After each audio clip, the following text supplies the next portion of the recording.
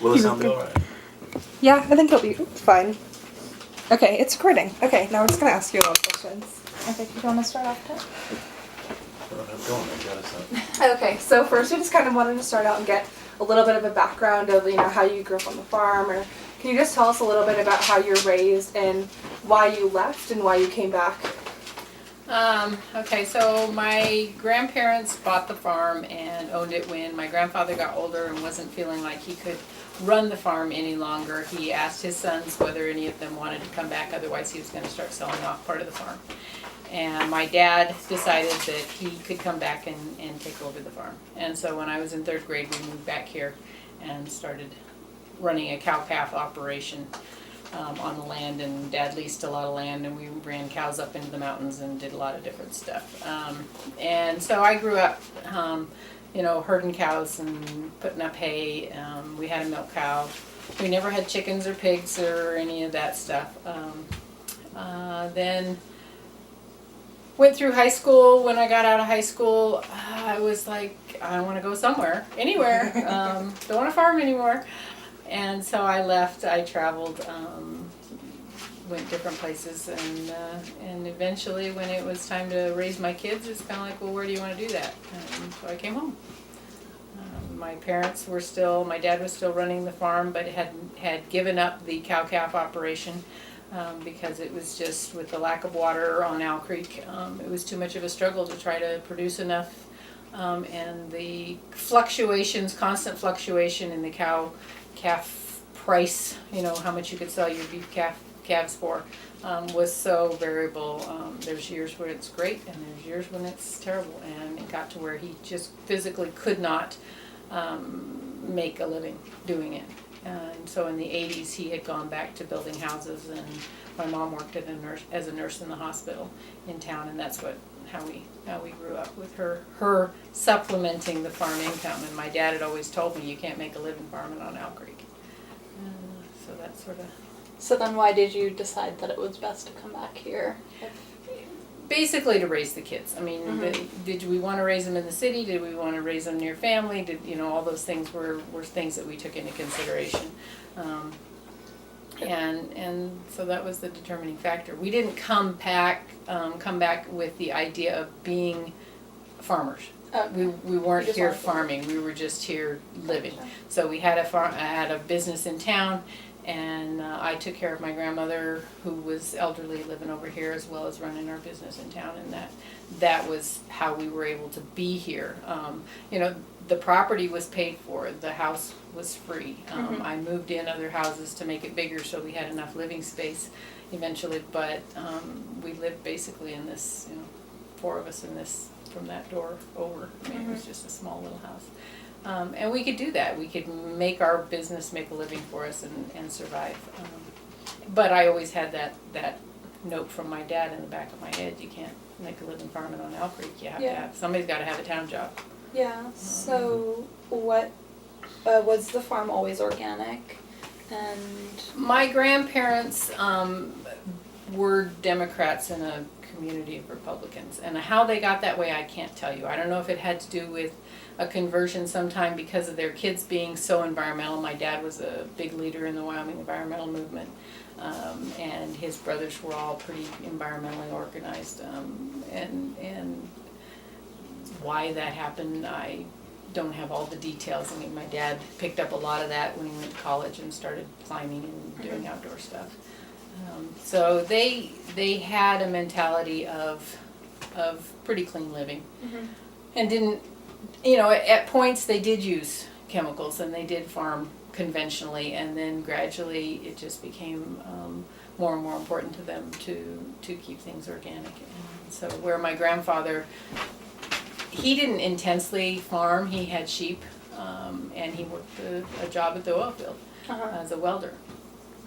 And so it was just sort of a gradual thing. And as my dad took over, I mean, he pretty well didn't want to use anything. I think the last time that they put anything really on the farm was the last time we had raised a crop of oats, and then they fertilized, but they didn't spray it with anything. My mom had autoimmune problems because she had had a pancreas transplant and from her diabetes. And so it became very important that nothing got sprayed. We didn't have, chemicals, so when it came time for mosquito spraying, we didn't allow them to spray the property, things like that. So it just became gradually over time a more and more concentrated effort to keep everything clean and safe and healthy for everybody. So did that affect surrounding farms or anything? Like, what did farms around here use any kinds of pesticides or sprays, and were you guys the only ones not doing that? Pretty much, yeah. So was anyone against that because it affected any of their crops, or is it pretty well separated out? Yeah, it's pretty well separated out. Nobody, Okay. they just looked at us crazy Beckers and, doing the weird things over there. But it was never a real issue. I don't know if you heard the planes last night, but Yeah, we that saw was a them. spray plane. Oh, really? Yeah, they're spraying for mosquitoes. And if you could notice, they kept making their loops. They'd turn around over the top of Yeah. us, but they wouldn't start spraying until they got down to the end of our property line. Oh, okay. So they skip us and then they spray below because the next door neighbor likes to have everything sprayed. Okay. So, do you think you've just continued the way that your family farmed, or have you developed? No, I've changed everything completely. in reaction to the way that farming, like industrial farming, has gone recently? Well, it wasn't really in reaction to that. It's just that believing that food, you don't have to eat out very long to know that the food doesn't. It just isn't what I grew up on. It didn't taste like that.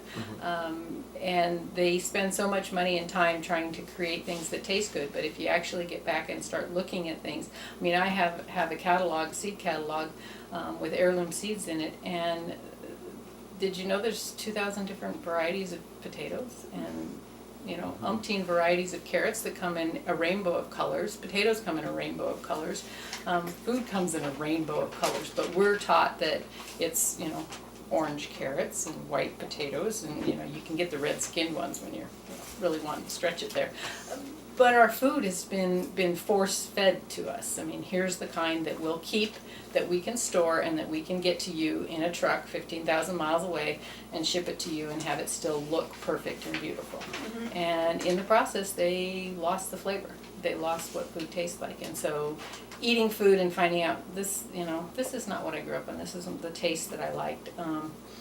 Gradually I decided I wanted a milk cow. I wanted raw milk for my kids. I grew up on raw milk. It's wonderful stuff. You can make butter and yogurt and cream, and I love cream in my tea, and I drink lots and lots of it. And so having that as part of my life was something I wanted back, and I wanted for my kids. And so I sort of started my progression back with a milk cow. From there, my grandmother had always gardened. And so as she got elderly, I started taking over more and more of the gardening processes. And so I started looking for my own seeds and finding my own stuff. And I can't say exactly how one thing happened versus another, but just gradually over time, with especially, the internet. I mean, you have access to look up seeds, and all of a sudden you find there's all kinds of stuff available. And I gradually started finding different places to get stuff. And deviating from her traditional plantings of specific things, that the seed, you go to the seed rack in the grocery store or the hardware store, and they have a specific group of seeds. And so I started deviating from a lot of that and just finding more and more fun things to plant. And then I got the chickens and started having eggs, and just gradually adding to my own food production, just because it all tastes better, and it's And then you better added for you. animals too. And then gradually, after the chickens, I got a few sheep. They were bum lambs from somebody who was just giving them away. I don't want to deal with bum lambs. If you'll take them, great. And so my flock started from bottle-fed lambs that we brought onto the place. And then gradually, I was wanted pigs. Pigs are just neat, and wanted to try those. So managed to get pigs onto the farm, and the grazing with the cows. Instead of doing things the way my dad did or my grandfather did. I mean, this whole country was overgrazed intensely, especially with sheep, because they open the pastures up in the summertime and they leave them on until it's dirt. And there's so many new thought processes now on how to graze that mimics the natural grazing patterns of wild beasts that were here for, you know, generations and generations. When they came, you know, Lewis and Clark came across this country, the grass was, you know, almost over their horses. And we've gotten rid of all that.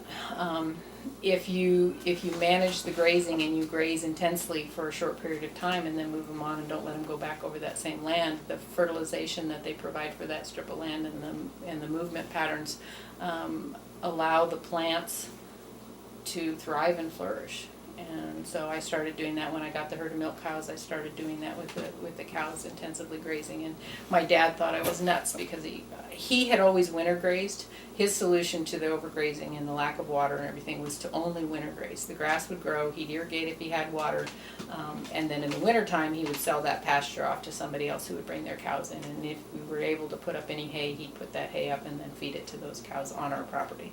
So we never exported any of our fertilization. We imported it. And when I started doing it, he's looking at me, you know, bare ground in this piece of land with the way I was grazing it. And the next year he's like, that came back a little better than I thought it would. And the year after that he's like, that looks really good. And now he's all for it, you know, he's like, this works. But he was very skeptical of my things. And it wasn't like I thought this stuff up myself. This was all Alan Savory and many people, Greg Judy, that have figured out these systems and made